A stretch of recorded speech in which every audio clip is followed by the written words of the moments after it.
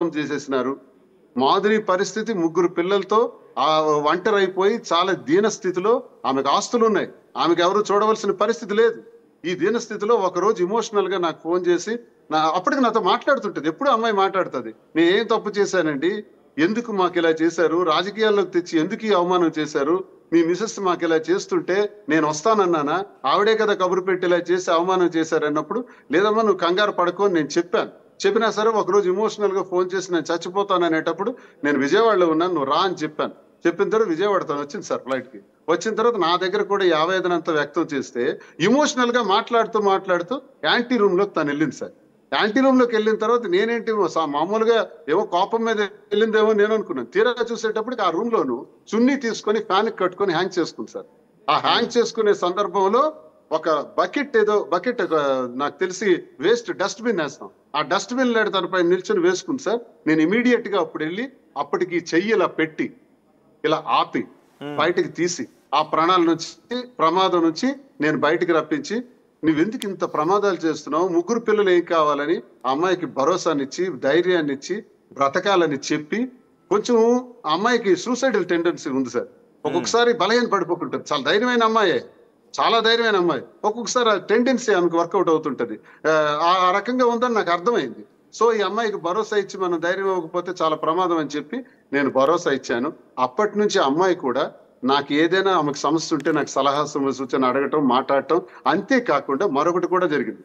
ఆమె నేను ఎప్పుడైతే టెక్కలు వచ్చేసి ప్రచారంలో తిరుక్కుంటూ పార్టీ కార్యక్రమాలు చేసుకునేటప్పుడు మధ్యాహ్నం క్యారేజ్ పంపటం, మళ్ళీ సాయంత్రం ఏమైనా టీ కాఫీలు ఉంటే పంపించడం, అలాగే ఇంటికి వచ్చిన తర్వాత వంట మనుషులను ఏర్పాటు చేసి పని వాళ్ళని ఏర్పాటు చేసి నా బట్టలు రెడీ చేయించడం, వాళ్ళకన్నీ ఏర్పాటు చేయించడం, ఇంటికి రావటం, వెళ్ళటం, మేము కూడా క్యాంపులకు వెళ్ళటం, తిరగటం, ఇవన్నీ కూడా నేను చెప్పాను, ఇప్పుడు చెప్తున్నాను, ఇవేమీ అబద్ధం కాదు సార్.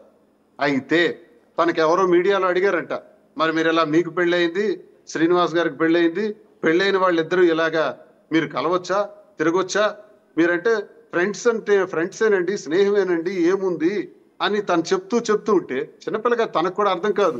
కానీ ఆ మాటల్లో మీరంటే ఎక్కడో చాలా ఇష్టం కనబడుతుంది. నేరం కాదు, చట్టపరంగా కూడా సుప్రీంకోర్టులో ఇది నేరం కాదండి. ఇలాగ ఇద్దరు పెళ్ళైన వాళ్ళు తిరిగిన అడల్టరీ కింద దీన్ని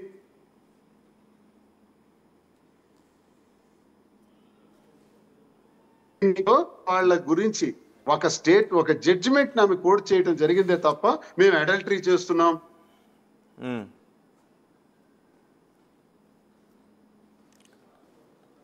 అని అసలు విషయం చెప్పాలనుకున్నది ఒకటి, చెప్పే విధానం ఒకటి, అర్థం చేసుకున్నది ఒకటి. అర్థం చేసుకున్న నేను లేని కాంట్రవర్సీస్ క్రియేట్ చేశారు. ఈ క్రియేట్ చేసిన దానిలో ఇటీవల కాలం ఏం జరిగింది, ఆ అమ్మాయికి ఎప్పుడైతే ఈ దువాడవాణి తనేమన్నది నువ్వు డిఎన్ఏ టెస్ట్ చేసుకోవాలి అనగానే వెంటనే వెళ్ళి ఆమె ఇది భరించలేక 2-3 రోజుల నుంచి ఆమె ఇబ్బంది పడుతూ మీడియాకు వచ్చింది సార్. మీడియాకు వచ్చిన తర్వాత ఒక రోజు ఇంట్లోనే తన మీడియా నుంచి బయటకు వెళ్తున్నప్పుడు పిల్లలు ఫోన్ చేసినారట. ఫోన్ చేసి అమ్మ కాన్వెంట్ లో అందరూ అంటున్నారు, మాకేమో డిఎన్ఏ టెస్ట్ మీకు చేయాలంటున్నారు, అందరూ అన్నారట, వాణి ఎవరో అన్నారట, ఏంటమ్మా ఇదనంటే ఆ బాధని తట్టుకోలేక హైవేలో వెళ్తూ ఫాస్ట్ గా కళ్ళల్లో నీళ్లు పెట్టుకుంటూ ఆ ఫోన్ మాట్లాడుకుంటూ ఏం చేస్తుందో తనకే తెలియక ఆ లెఫ్ట్ లో ఉన్న కార్ ని హిట్ కొట్టేసింది. యాక్చువల్ గా సూసైడల్ టెండెన్సీ ఉంది కాబట్టి చనిపోదామన్న మైండ్ తోనే అని తన వార్త చెప్పింది, ఆ మాట చెప్పింది, నాతో కూడా చెప్పింది. ఆ టెన్షన్ తోనే వెళ్ళి ఆ లెఫ్ట్ లో ఉన్న కారు పాపం గుద్దేయటం జరిగింది. వెంటనే రైట్ టర్న్ తీసుకుని మళ్ళీ డివైడ్ గుద్దటం వల్ల 3 పల్టీలు కారు కొట్టింది సార్. అది స్కోడా కారు కాబట్టి బ్రతికింది సార్. ఆ మాదిరి ఒకసారి విజయవాడలో సూసైడ్, నిన్న మళ్ళీ సూసైడ్. అంతేకాకుండా మా కుటుంబం వల్ల సర్వనాశనం అయిపోయి నడి రోడ్డు మీద పడిపోయిన ఒక ఆడబిడ్డ సార్. సాటి ఆడబిడ్డని ఇష్టానుసారంగా మాట్లాడి వాణి తన స్వార్థం కోసం, తన ప్రయోజనాల కోసం, తన భర్తని అవమానపరచడం కోసం, తన భర్తని సభ్య సమాజం ముందు తలదించుకునే విధంగా చేసేదానిలో ఒక పెద్ద ఆలోచనలతో స్కేప్ గోట్ గా మాధురిని కూడా వారారు సార్. మాధురి ఈ పరిస్థితిలో సెకండ్ ఇన్సిడెంట్ లో కూడా, సెకండ్ సూసైడల్ సిచ్యువేషన్ లో కూడా వెంకటేశ్వరుడు దయ వల్ల ఆమె బ్రతికి బయటపడింది సార్. ఇప్పుడు హాస్పిటల్లో ఆమె మళ్ళీ కూడా ఈ మధ్య ఏమో మీడియాలో మాట్లాడటం, డాక్టర్స్ వార్నింగ్ ఇచ్చారంట, నువ్వు 15 రోజులు బెడ్ కదిలితే మాత్రం 6 నెలల్లో ఎప్పుడైనా బ్రెయిన్ డ్యామేజ్ అవ్వచ్చు, మీ బ్రెయిన్ కి దెబ్బ తగిలింది, మీరు రెస్ట్ తీసుకోవాలి, మందులు మింగాలి అని చెప్తే సెల్ ఆపేసి ఆమె రెస్ట్ తీసుకుంటుంది. నిన్నే నాకు రాత్రి ఫోన్ చేసింది సార్, రెస్ట్ తీసుకో నీకు ఎందుకంటే మీడియాలో ఎక్కువ ఫోన్ కాల్స్ వస్తున్నాయి, సమాధానం అవ్వాల్సి వస్తుంది, అందుకే ఆపేస్తున్నానని చెప్పి నాతో సమాచారం చెప్పింది. రెస్ట్ తీసుకో అని చెప్పాను సార్ నేను. ఆమె రెస్ట్ తీసుకుంటుంది సార్. జరిగిన పరిణామాలు ఏంటంటే, నిన్న పరిణామాలు ఆమె చనిపోయి ఉంటే, ఏమైనా ప్రమాదం జరిగి ఉంటే ఆ ముగ్గురు పిల్లలు, తన పిల్లలు నడి రోడ్డు మీద అనాథలు అయిపోయి ఉండేవారు సార్. మా కుటుంబం వల్ల వాణి అవ్వచ్చు, నేను అంటే మీరు కూడా ఫోన్ చేసి కన్నీరు పెట్టుకున్నారు, బాధపడ్డారు, కళ్ళ నీళ్ళు పెట్టుకున్నారు అని చెప్పారు. యాక్సిడెంట్ మా కుటుంబం వల్ల బాధపడి రోడ్డుకి ఎక్కినటువంటి అమ్మాయి చనిపోయే ప్రమాదంలో సూసైడ్ మళ్ళీ చేసుకుని ఆ ప్రమాదం నుంచి బయటపడితే సగటు మానవుడికి బాధ కలగదా సార్? నిజంగా నాకు బాధేసింది, చాలా బాధపడ్డాను, చాలా బాధపడే బాధార్చాను, కళ్ళల్లో నీళ్లు చెమర్చాయి వచ్చాయి, నాకు బాధపడ్డాను, అదేం అబద్ధం కాదు.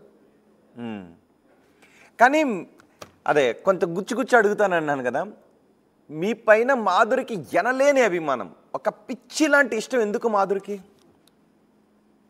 ఏముంటుంది సార్, ఇప్పుడు నేను కొంచెం యాక్టివ్ గా ఉండే పొలిటీషియన్ అవ్వచ్చు, లేకపోతే నా మాట తీరు నచ్చొచ్చు, నా నిజాయితీ నచ్చొచ్చు, నేను అవినీతి చేయను, లంచాలు తీసుకోలేదు, అక్రమాలు చేయలేదు, భూ కబ్జాలు చేయలేదు, నాకంటూ ఒక స్టైల్ ఉంది రాజకీయాల్లో, అధికార పార్టీ ఉంది.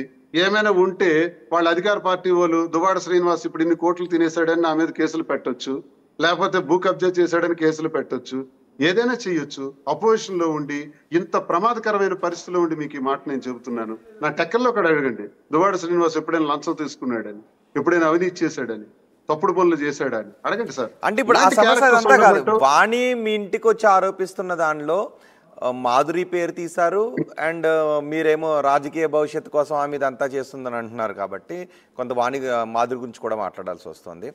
మీకు మాధురి కార్లు కొనిపెట్టారా? 2 కార్లు. ఒక ఈ కార్ సార్, ఇది కొత్తగా వచ్చింది, జిమ్నీ అని ఒక వెహికల్ సార్. జిమ్నీ అనే వెహికల్ ఒకటి, స్కార్పియో ఒకటి సార్, 2 వెహికల్స్ తనే కొన్నారు. మీకు ఇదివరకే నేను చెప్పాను సార్, ఎన్నికల్లో ఆమె ఏం చేసిందంటే, ఎన్నికల్లో ప్రతిరోజు ఇక్కడికి వచ్చి వంటలు భోజనాలు ఇవన్నీ చేయిస్తూ, నేను ప్రచారానికి తగిన ఏర్పాట్లు, వాహనాలు, చైతన్య రథం ఇవన్నీ రెడీ చేయిస్తూ, ప్రజలందరికీ ఫోన్లు చేయించడానికి 40 మందితో ఒక కాల్ సెంటర్ పెట్టి, కాన్స్టిట్యున్సీలో ఉండే ప్రజలు 3 లక్షల ఫోన్ నెంబర్లకి ఒక్కొక్కరికి 10 సార్లు ఫోన్ వెళ్ళాలని ఒక టీం పెట్టుకొని 4 నెలలుగా ఆర్గనైజ్ చేసి ఫోన్ చేయించింది సార్ ఫోన్లు. అది కాక ఒక ఐపాక్ టీమ్ లో 36 మందిని పెట్టుకొని ఒక నిఘా కాన్స్టిట్యున్సీలో ఎక్కడెక్కడ ఏం జరుగుతుంది అన్న దానిపైన ఇవన్నీ కూడా మరికొన్ని కార్యక్రమాలు కూడా చేయించింది. ఎలక్షన్ లో చాలా వర్క్ చేసింది. దానికోసం ఒక 2 కోట్ల వరకు పైన ఖర్చు పెట్టింది తను. ఆ ఖర్చు పెడుతూ ఆ కార్యక్రమాలన్నీ చేస్తూ నాకు సంబంధించినటువంటి వ్యవహారాలు కూడా చూస్తూ డబ్బులు ఖర్చు పెట్టి వాహనాలు కూడా తనే కొనటం జరిగింది సార్. తన పేరునే ఉన్నాయి. ఓకే శ్రీనివాస్ గారు, ఆల్రెడీ వాణి మీ పైన మాధురికి మీకు సంబంధం ఉంది అని ఆరోపణలు చేశారు. అఫ్ కోర్స్ మీరు కూడా అడల్టరీని అడ్మిట్